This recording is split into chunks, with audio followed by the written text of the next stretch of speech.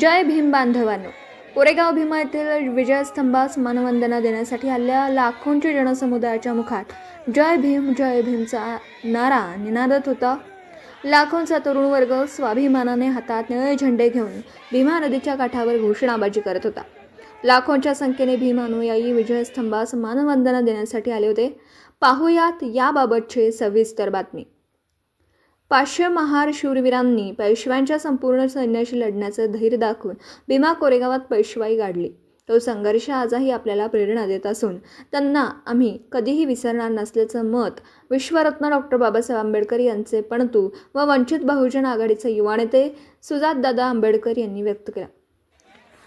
पेशवाईच्या काळात 1 जानेवारी 1818 रोजी 500 महार सैनिक आत्मसन्मानासाठी ब्रिटिशांच्या बाजूने 28,000 पेशव्यांविरुद्ध प्राणपणाने लढत आणि पेशवाईचा बिमोड करून विजयी झाले.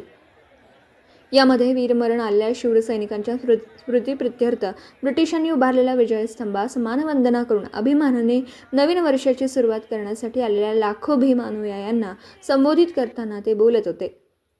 या प्रसंगी उपमुख्यमंत्री अजित पवार, खासदार चंद्रशेखर आझाद, वंचित बहुजन आघाडीचे अध्यक्ष advocate Prakash Ambedkar, Republican people पार्टीचे जोगेंद्र कवाडे, पॅन्थर दीपक भाई केदार, बामसेलचे वामन मेश्राम, भीमराज आंबेडकर, आनंदराज आंबेडकर, शिवसेना नेत्या सुषमा अंधारे, बसपाचे काळूराम चौधरी, बारामती नगरपालिकेच्या नवनिर्वाचित नगरसेविका संघमित्रा चौधरी, भाई विवेक चव्हाण यांसह सामाजिक संघटनांच्या प्रमुखांनी उपस्थित राहुल विजयस्तंभास मनोभावे अभिवादन केलं.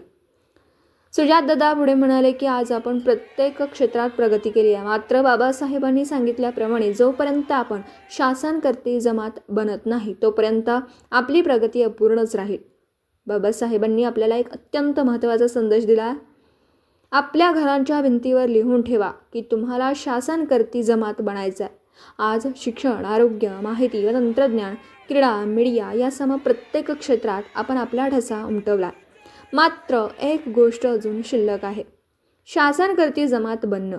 म्हणूनच बाबासाहेबांच्या विचारानुसार भीमा कोरेगाव शौर्यदिनी आपण ठाम संकल्प करूया की मी आंबेडकरवादी चळवळ माझ्या खांद्यावर घेईन.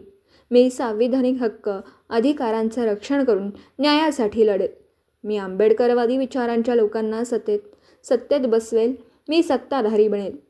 धन्यवाद. मान महाराष्ट्राचा न्यूजसह संपादक सिद्धार्थ सरतापे.